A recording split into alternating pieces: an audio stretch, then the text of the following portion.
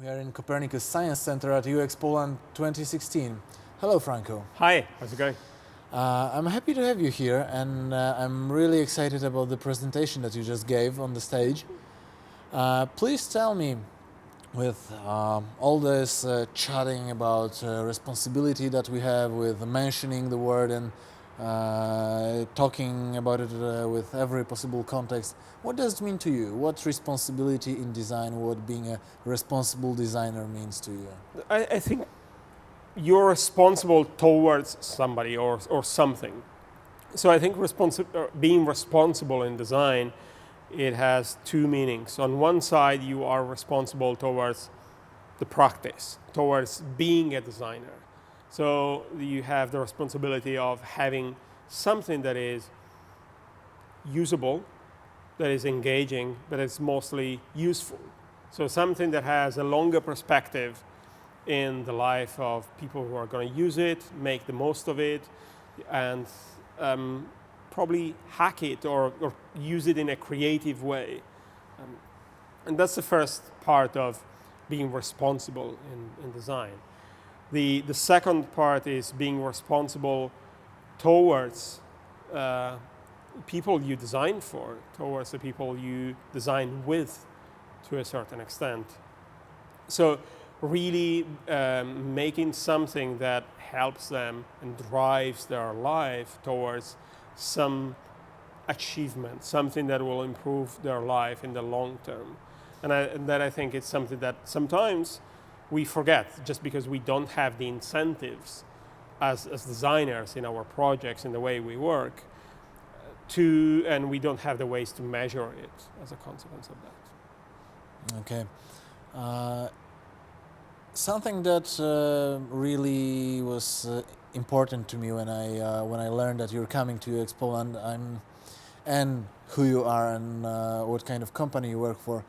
I mean, Frog in Shanghai is probably the most important institution in the region, and you are the person behind their crucial projects. I'm mentioning this because, you know, a lot of people in our designer community and especially outside of designer community have this sticker in their head, you know, like designed in Cupertino, made in China, and I'm really interested about your perspective on design from the area where you are, because, you know, trends can appear one place, then get amplified other. I'm really happy to what happens in your area and what you expect will happen. I think it's incredibly powerful what is happening in China, what is happening in Asia as a region, and it's something that surprised me when I moved there a couple of years ago. My assumptions or the view from Europe, where I was living before, was that mostly it was a bunch of great companies that had lots of engineering power and they were just making things. So designed somewhere else, made in China, built there. What I found is that, yes, there is that. There is a group of companies that are called Shanghai companies, that are companies that will make everything you want in 2 days and will make an incredible variety of different designs and see what sticks, see what actually survives. It's almost like a Darwinian way of designing things. You produce as many varieties as you can, and somebody will stick, somebody will succeed there. At the same time, in the past few years, I'll say, living in China, I've realized in the past 6 or 7 years, there has been a variety of success stories around design, both industrial design and digital design, companies that are now having billions of users, that are making an incredible amount of money, and not only, they're bringing new products and services that have never succeeded anywhere else. Companies that make the best mobile payment platforms, like Alibaba with Alipay. Companies that make the most complex and interesting social media platforms like Tencent with WeChat, there are examples and success stories where I think if we uncover them a little bit, we'll have to learn as European designers and in the US as well. And that is what makes the future in China and in Asia both a mystery and an incredibly fascinating story. I think for the next few years is where most of the innovations will or could come from. And that's why I feel it's much more interesting at this point in time to start looking at what they are doing there. And I think Frog as a company and many other studios and agencies and design teams in larger organizations are realizing that and have started putting effort into really making a design story that is not just about adapting or localizing things for China, but it's about understanding how the innovation from China can actually expand and go somewhere else.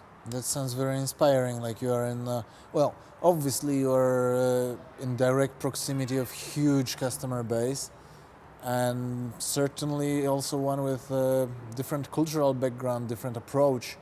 Yeah. Does it reflect on the way you work? Do you feel like, let's say, there is a Chinese way or Asian way or? The stereotypical version is yes, there is a Chinese way, and to a certain extent there is. There is in a way that people work and communicate with each other. There is a different social structure that you have to understand, and it's not easy to unpack because it's layered in thousands of years of building it. In other ways, you see that one of the most significant success stories of design in China is how Apple is actually thriving there. And so you start thinking, okay, how a company that is really just single-mindedly designing with one intent and adapting only to minimal extent, how come that it's so successful there? How come that it represents and it becomes an object of ambition or a series of objects of ambition?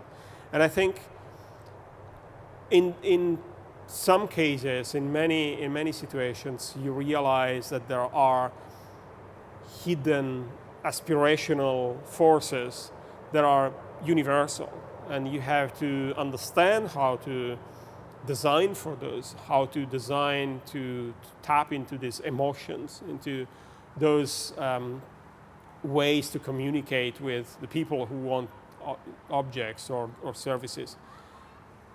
And they tend to be universal. They are just represented and communicated in a way that is more difficult or more interesting to understand.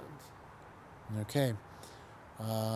We are seeing the burst of many new technologies or same technologies applied in completely different manner, and it results in having virtual reality, with having Internet of Things becoming more and more present, with many different wearables and so on. What do you think will stick? What will last and what will just wash away as the time goes? What can really change our day-to-day thing, and what will be just a thing of the moment? I don't know, because I'm usually one of the late adopters for any innovation. I didn't have an iPhone until the iPhone 4, and somebody just because they gave it to me. I'm always late to the innovation. So take what I'm gonna say as the least qualified person that can tell you that. Not really an answer I was expecting, but I know, please do continue. But few things that I noticed that are quite interesting. One is how artificial intelligence is bringing objects to life in a way that becomes interesting and changes the role of objects, so the physicalities of things. So if you want to take two buzzwords, is you bring Internet of Things and you bring artificial intelligence, you shake it, and there are things like Amazon Echo, for example, that I think are interesting because they open those new possibilities to that. Nest is the other example. I think there is going to be much more about that, that about just smart objects that are objects in itself. And I think some research that we have done and some interesting comments that I've seen is that actually those objects become, at the same time, actors in your life. So you start talking about them, talking with them, and to the same level, they become furniture. They become objects that make your house, your office pretty. That enrich your life in a way that, oh, I have something that I want to be surrounded by. So this idea of being beauty and actor at the same time, it's something that I don't know where it goes, or I don't know where it will lead, but there are two important forces, I think, there. Okay. I have seen in the beginning of your presentation that Frog is working in locations that may seem very exotic when you think design. Like a lot of your work concentrates in Africa, for example. Could you please tell us more? Because I never thought about a huge market for designer products, and I'm really curious how you got there and what you actually do there. So I wouldn't say it's a massive amount of work, but it's the significant amount of work for social impact projects. And I think it really starts because fundamentally what we are doing as a design company and what other design companies are doing is trying to understand how products and services fit into people's lives. And guess what? You have 1 billion people living in Africa and with different needs, different desires, different challenges that they face every day. And somebody has realized, oh, hold on a second, we may need to think how to create products and services that really enhance the lives of these people. So in some of the projects we work with, we are asked to work by non-profit organizations, people and companies and organizations whose constituency and whose point of interest is the underserved population, is the global south, is the people who live under the threshold of poverty. And they found in the past 50 years of their working there, organizations like UNICEF or GSMA, they have found many challenges. They had complex issues that they haven't been able to solve.